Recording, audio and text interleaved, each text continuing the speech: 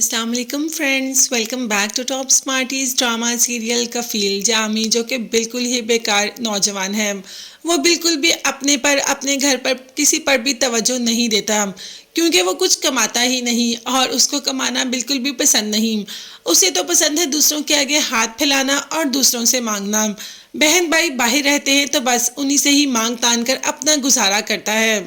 अब जैसे ही जेबा घर आती है तो बाप को जेबा काफ़ी उदास लगती है, तो फिर बस जामी की छानबीन शुरू करवा देता है।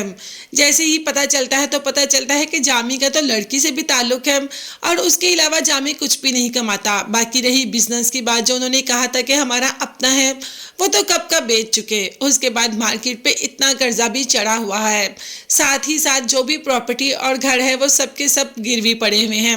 वो लोगों को दो दो बार बेच चुका है, उन सब पर केस चल रहे हैं।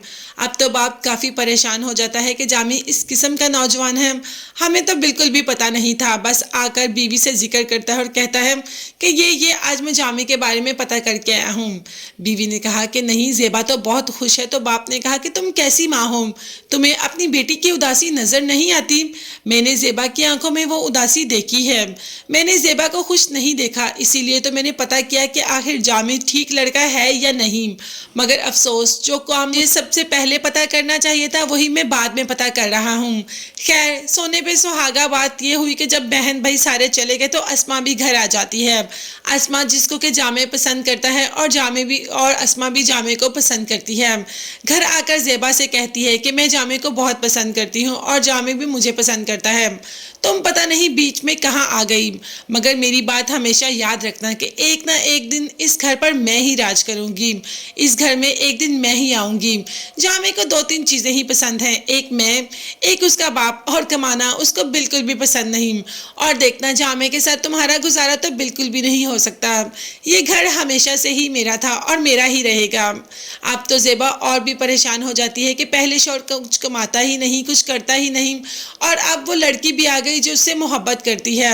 अब वो भी दावा कर रही है कि इस घर में वही रहेगी। जेबा जैसे ही घर जाती है तो जेबा का बाप जामे से पूछ लेता है कि आप लोग क्या काम करते हो, आपका क्या बिजनेस है। जामे झूठ मूठ बोल के वहां से उठ जाता है और आकर जेबा पर ही चिल्लाना शुरू कर देता है कि तुम्हारा बाप एक निवाला खिलाकर मुझसे 1000 सवाल करता है, आखिर तुम्हारा बाप चाहता क्या है। खैर, वहां से चला जाता है जामे और जेबा से कहता है कि अब खुद ही वापिस आ जाना। जैसे ही जेबा वापिस आ रही होती है तो रास्ते में जामे को अस्मा के साथ देख लेती है। अब माँ तो एकदम चौंक जाती है और कहती है कि ये तो जामे है, मगर ये बात जानती है जेबा, इसीलिए चुप कर जाती है। देखते हैं आगे जाकर बाप कोई एक्शन लेगा या माँ को अपनी बेटी की उदासी नजर आ जाएगी। ये सब देखने और जानने के लिए चैनल को लाजमी सब्सक्राइब कीजिएगा, बेल आइकन भी प्रेस करें ताकि हर वीडियो आप तक बआसानी पहुंच सके। अपना बहुत ज़्यादा ख्याल रखिएगा और अपनी कीमती दुआओं में मुझे और मेरी फैमिली को भी याद रखिएगा। नेक्स्ट वीडियोस तक के लिए अल्लाह हाफिज़, bye bye and take care.